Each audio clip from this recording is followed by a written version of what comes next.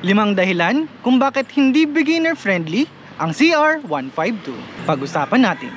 Let's go!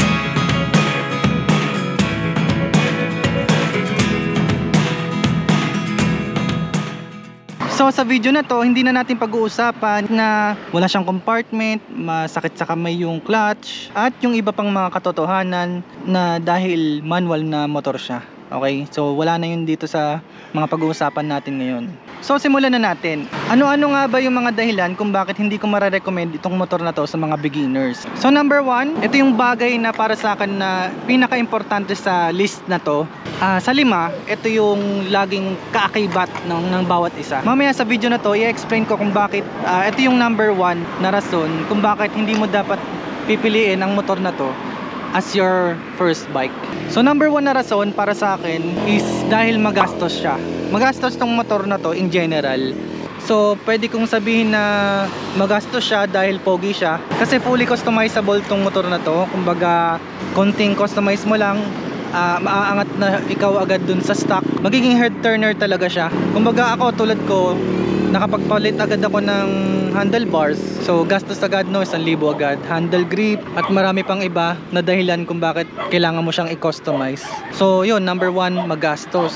So itong number 2 hanggang number 5, pera pa rin yung katumbas nito, no, yung mga reasons na to. So number 2 naman, wala siyang gear indicator, wala siyang fuel indicator, wala rin siyang RPM gauge. So as a beginner, yung mga binanggit ko na yun is kailangan mo yun kasi hindi ka pa marunong tumantya. Kuwari, kailan ka magpapalit ng gear, hindi mo alam yung RPM kung kailan ka magpapalit ng gear.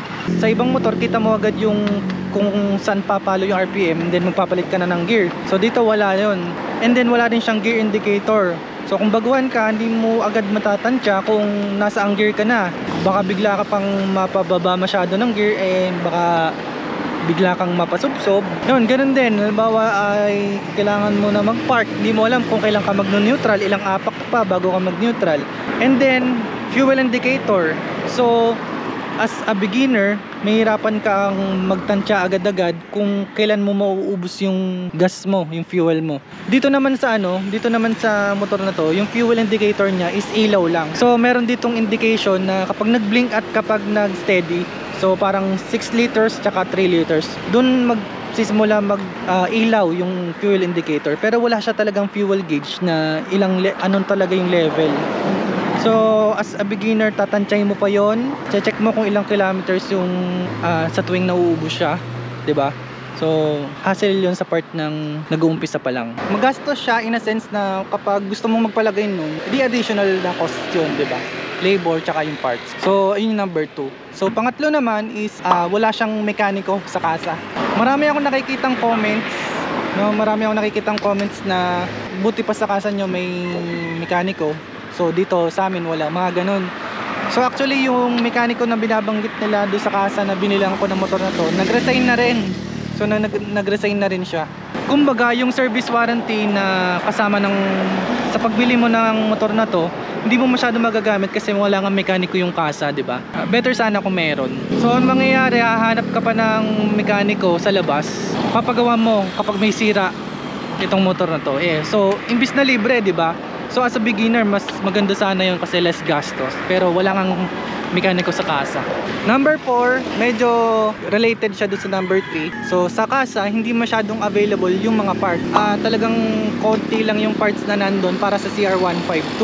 Kung ginagamit mo to daily, pamasok, tsaka sa trabaho, kung kailangan mo agad mapalitan yung part na nasira sa motor na to, hindi mo agad mapapagawa. Kasi nga, yung parts dun sa kasa, hindi agad available. So by order sila. Few weeks up to 1 month, tsaka dadating yung parts mo. So meron naman sa Shopee na legit na seller, pero 2 to 3 days pa rin yun up to 1 week, diba? So kung meron sa kasa sana ng parts katulad ng ibang dealers, ng ibang brand, mas maganda sana. So ibig sabihin, gagastos ka sa ibang parts na hawig nung sira ng motor mo. Panglima naman na rason kung bakit para sa akin hindi ko i-recommend tong motor na to sa beginner ay dahil sirain siya. So sirain siya So makikita nyo naman sa mga vlog natin, lagi siyang may tagas, lagi kong pinapalitan yung gasket, no? Mga gasket lahat yun dito sa kanan sa kaliwa. Tapos at the same time yung mga bumbilya niya laging punde, yung tail light laging punde. So ngayon kakakabit ko lang ng LED, so sana tumagal yung LED tail light na yon. At the same time ito namang front brake lever switch, lagi rin siyang nasisira, no? Kahit anong spray ko sa kanya para hindi siya tupok ng dumi o ng kahit anong langis, nasisira pa rin talaga siya. So ito medyo tumagal, mga ilang buwan na to sa akin. Pero bago ko makahanap ng maayos-ayos na part, nakailang sira na rin agad-agad, no? Mabilis masira talaga. So marami pang parts na laging nasisira dito. So tensioner, timing chain, marami pang iba, no? So sirain siya, mapapagastos ka talaga. Sakit siya talaga sa ulo para sa akin. Yun yung 5 rason kung bakit feeling ko hindi ko i-recommend to sa baguhan. So in terms naman na next bike mo to o meron ka na experience sa ibang motor, para sa akin pwede mo nang gawing motor to, pwede mo nang bilhin to kasi may experience ka na sa mga sira and may idea ka na. So tingin ko kaya mo nang i-handle yung mga masisira sa motor na to. So kayo ba, meron pa ba kayong mga comments sa motor na to? Isasuggest nyo ba to sa beginner? I-recommend nyo ba to sa mga baguhan? Ano pa bang pwedeng masabi nyo sa motor na to? Pa-comment na lang sa baba ng video na to para makatulong pa sa mga nagre-research sa motor na to bago bumili, ano? Kung mahilig ka naman sa motorcycles, reviews, tutorials, katulad ng video na to, you can hit that subscribe button para maging updated ka sa lahat ng video natin kasi weekly tayo nag-upload. At kung nagustuhan nyo yung video na to, kung may natutunan kayo, you can hit that like button para mas maabot pa ng karamihan itong pinag-usapan natin. Again, this has been JZ. Enjoy the ride!